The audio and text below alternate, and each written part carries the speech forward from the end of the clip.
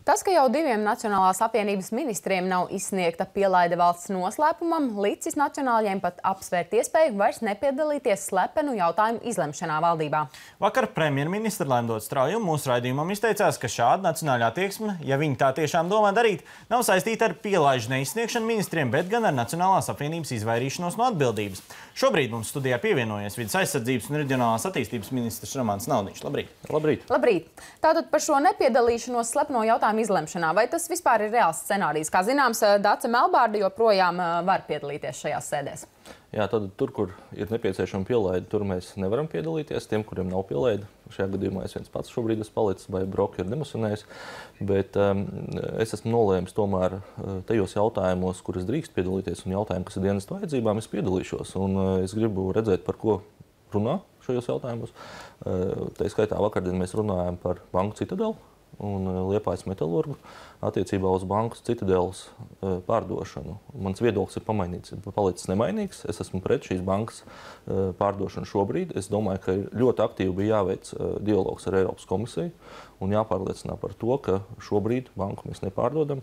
Kāpēc mums pārdot banku, kura vistu, kur dēja zelta olas, banka pelna? Un šī brīža ģeopolitiskā situācijā, šī brīža ekonomiskajā situācijā, kādā atrodas Eiropa, jūs zinat stāstu ar sankcijām, Krievijas sankcijām, es domāju, ka vislabākais, ka ir tomēr valstī piedaroša banka, un arī kā pašvaldību lietu ministrs, es uzskatu, ka banka ir valsts nepieciešama. Ja mēs skatāmies Latgales reģionu, Krievijas pierobežu, Baltkrievijas pierobežu, tur ir novadi, pagastu centri bez bankomātiem. Cilvēki brauc vairākus 10 kilometrus, lai aizbrauktu līdz kādam bankomātam un izņemtu naudu. Savāc kredītkartes, 30-50 kredītkartes viens cilvēks un dodas izņemt naudu. Un tā situācija ir nenormāla. Jā. Līdz ar to es domāju, ka būtu prātīgi, ka to banku tomēr paturētu valsts īpašumā. Un, kā es teicu, mans viedoklis ir palicis nemainīgs. Tad jūsu viedoklis joprojām ir tas, ka šī pilaides neizsniegšana kaut kādā mērā varētu būt saistīta ar jūsu viedokli par Citadeles banku? Es tikai vēršu uzmanību uz faktiem, kādi chronoloģisko notikumu attīstību veidot, vai man piešķirt vai nepiešķirt pielaidi. Kā jūs zināt, tad pielaide, atteikums par piešķiršanu pielaidei tika pieņemts pēdējā dienā, tieši tāpat kā Baibai Brokai, vairākus mēnešus, tātad nekādas informācijas. Un, ja mēs analizējam to visu, tad skaidrs, ka tas viss tiek darīts pēc labākajām sabiedrisko attiecību tradīcijām. Tādā veidā, protams, vēršoties arī pret Nacionālo apvienību, un es neizslēdzu, ka tas tā arī ir. Un, jā, tā situācija ir tāda, kāda viņa ir šobrīd. Roberts Zīle, Eiroparlamenta deputāts no Nacionālās apvienības, bija tas, kurš mums teica, ka Nacionālajā apvienībā varētu tikt apsvērts pat scenārijs, ka Dace Melbārde, kurai vienīgai ir pielaide, viņa vairs nepiedalās šo slepeno jautājumu izlemšanā. Tātad šobrīd šāds scenārijs netiek apspriests. Mēs esam lēmuši, ka tomēr ministri katrs pats izvēlās vai piedalīties vai nepiedalīties. Es domāju, ka tomēr ir jāpiedalās, un mēs šādā veidā varam paust savu viedokli par to informāciju, par to jautājumu, kas tiek diskutēts, un Nacionālā apvienība saglabā mieru. Šādā veidā, protams, vēlas destabilizēt situāciju atsevišķu grupējumu Latvijā, lai Nacionālo apvienību padarītu nervozu, iespējams pat, lai viņi aiziet no valdības. Nē, tā nenotiks. Mēs turpināsim darbu. Situāciju? To man grūti komentēt, bet man tāda sajūta ir, ka vēlas šādā veidā padarīt pirms vēlēšanām tieši. Atcerēsimies, ka mums nedaudz vairāk kā pēc mēneša ir vēlēšanas. Vēlas padarīt tiešām Nacionālo apvienību, lai viņi būtu nervozi un tomēr varbūt pat pamest valdību, bet tāds nenotiek. Jums noteikti ir versijas, kas vēlas destabilizēt Nacionālo apvienību? Politiskie konkurenti, protams, šobrīd ir vēlēšanas. No opozīcijas? Jautājums, vai šī ir tāda neliela spēle politiskā un neliela kampaņa, melnā kampaņa, un jāsaka, ar Baibas Brokas nepiešķiršanu, Brokai nepiešķirot pielaidi, vēlēšana maratons bija sācies, un šobrīd viņš turpinās. Un vai nu tā ir tāda neliela kampaņa, melnā kampaņa, kā varētu teikt, ja arī tā jau lielā politika, absolūti lielā politika, šādā veidā mazinot un vēršoties pret Nacionālo apvienību, mazinot tās iespējas gūt labāku rezultātu vēlēšanās.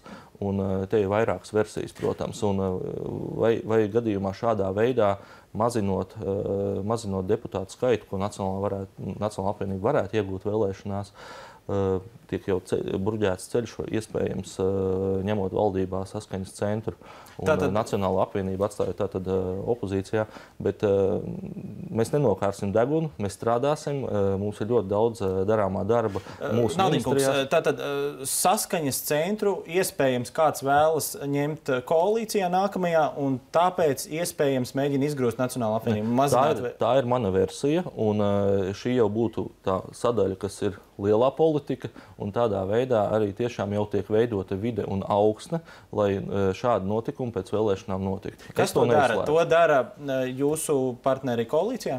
Es domāju, tā ir kopējā tāda strateģiska nostāja, un to ne tikai koalīcijas partneri, bet arī droši vien, ka cilvēki, kas kopumā, teiksim, pārvalda tautsaimniecību Latvijā un politiskos procesus.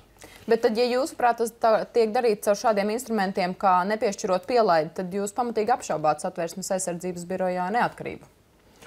Grūti komentēt, tie ir tikai mani pieņēmumi. Bet tie pieņēmumi tādi ir?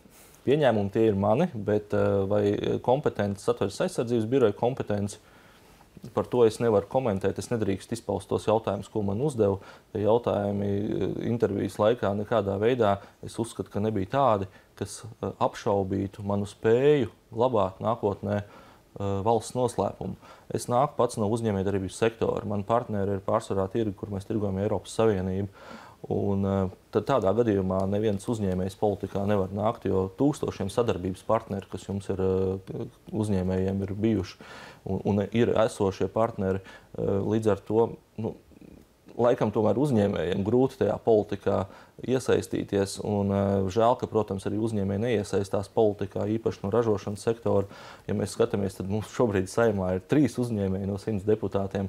Vācijas Bundestagā ir vairāk kā 50% no tautsaimniecības sektora deputāti. Naudinkungs. Un, tas, protams, ir jautājums arī, kāpēc Latvija tautsaimniecības neattīstās varbūt tik veiksmīgi, kā mēs gribētu. Naudinkungs, vai saistībā ar šo pašu pielaidi? Tātad Baibai Brokai pat parādījusies mēdījos informācija, ka iespējams šī pielaides neizsniegšana saistīta ar kādu parādu saistībā ar šo ķemeru sanatorijas attīstītāju Ominasis Latvija, kurš nav nokārtots un līdz ar to pielaidi nav piešķirta. Pats sakāt, nākat no biznesa vides, vai jums joprojām nav versija par to, kāpēc jums varētu būt atteikt pielaidi? Kaut kādas nenokārtotas parādu saistības? Es varu teikt, jā, ne man personīgi, ne uzņēmumam nekad nekāda parāda nav bijuši. Vienmēr tiek laicīgi nomaksāti visi nodokļi, un arī es pats, kā politiķis, kā privātpersona, neesmu saukts uz tādām tiesību sargājušām iestādēm kā drošības policija, prokuratūra, KNAB, finanšu policija. Tā nav versija joprojām. Es neesmu bijis nekad šajās drošības iestādēs sniegt ne liecības, ne paskaidrojums, neko, un tāpēc man tas personīgi bija liels pārsteigums.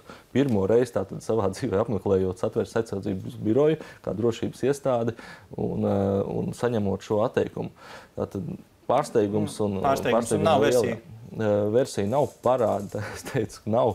Un savu darbu es daru kā ministrs un politiķis pēc labākās apziņas, un arī kā ministrs, gan kā Saeimas deputāts no 2011. gada. Skaidrs, mums būs vēlēšana raidījuma, Naudinkungs.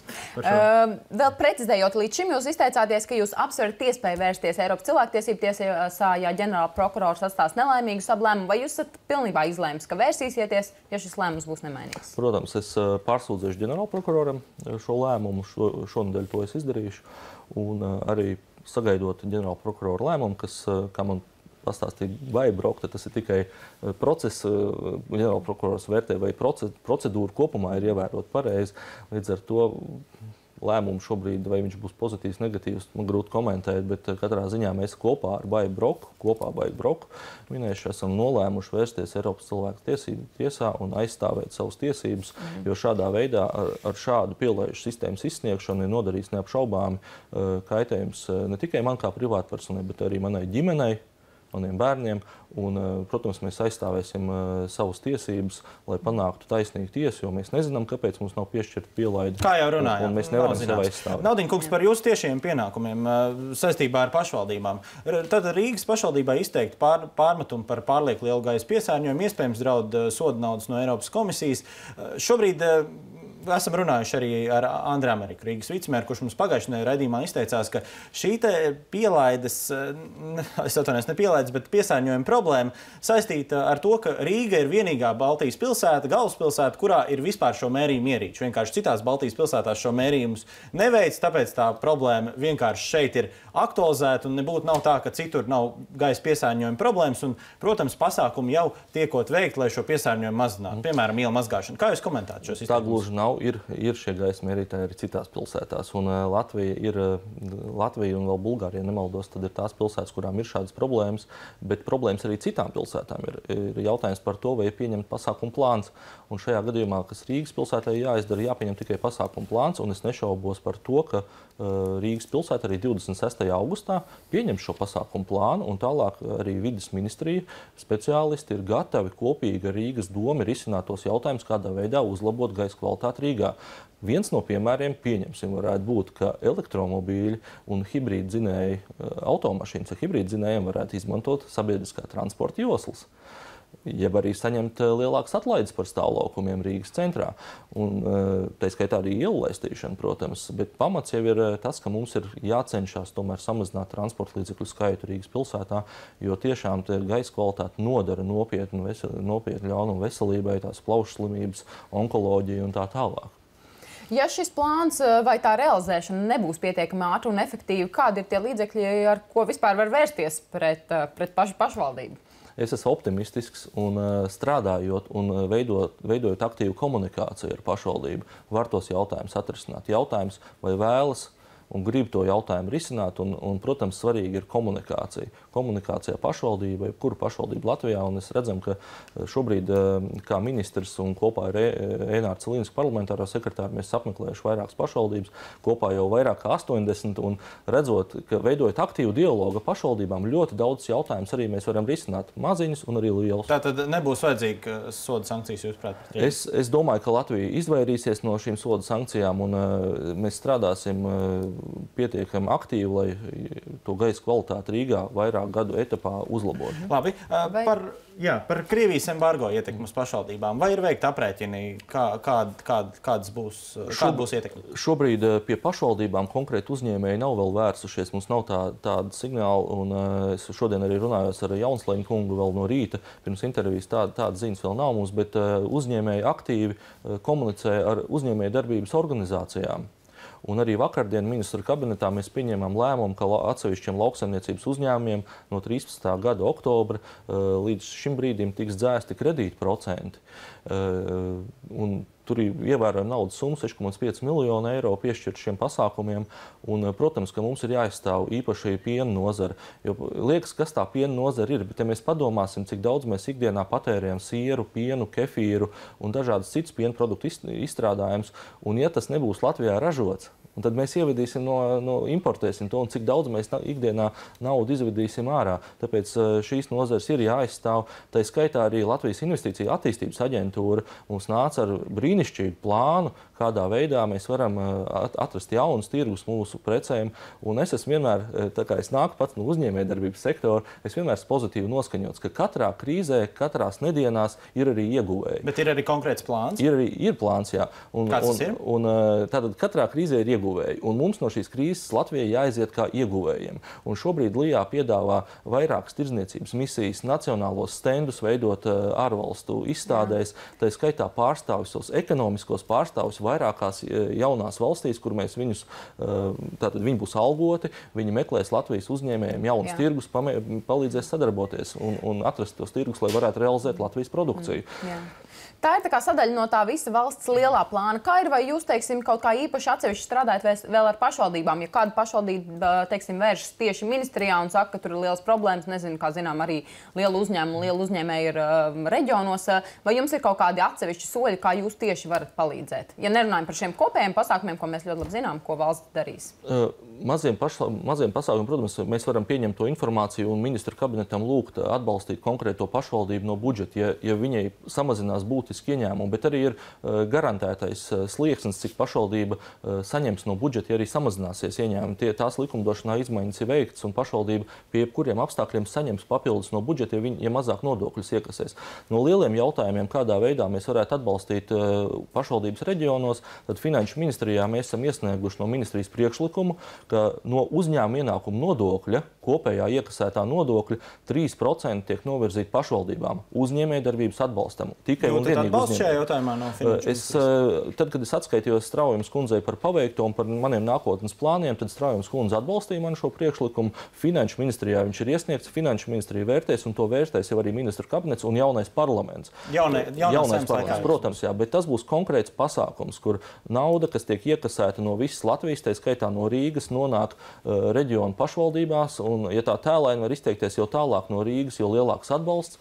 Jāsaka, Rīgas pilsēta šo atbalstu nesaņemtu no šī uzņēmuma ienākuma nodokļu sadaļas. Tas nonāktu reģionu pašvaldībās, un tas ir svarīgi, jo turpinās tas pats negatīvais process joprojām, kad cilvēki no reģioniem dodās projām. Un dodās projām, ja tās ir slikti atalgotas darbvietas, uzņēmējs nevar tik daudz izmaksāt atalgojumu cilvēkam, lai viņu noturētu. Tāpēc pašvaldībai ir jāsniedz atbalsts, un pašvaldība var sniegt uzņēmējiem atbalstu, pieņemsim, palielinot elektroenerģijas jaudas, kur ir milzīgas naudas. Ja uzņēmējs ir palielināt elektrojaudas, vismaz 100 000 jāiegulda. Un līdz ar to viņš iegulda šajā infrastruktūrā, un atalgojums izpaliek cilvēkiem cienīgs atalgojums, lai viņš varētu cienīgu atalgojumu saņemt un dzīvot reģionā.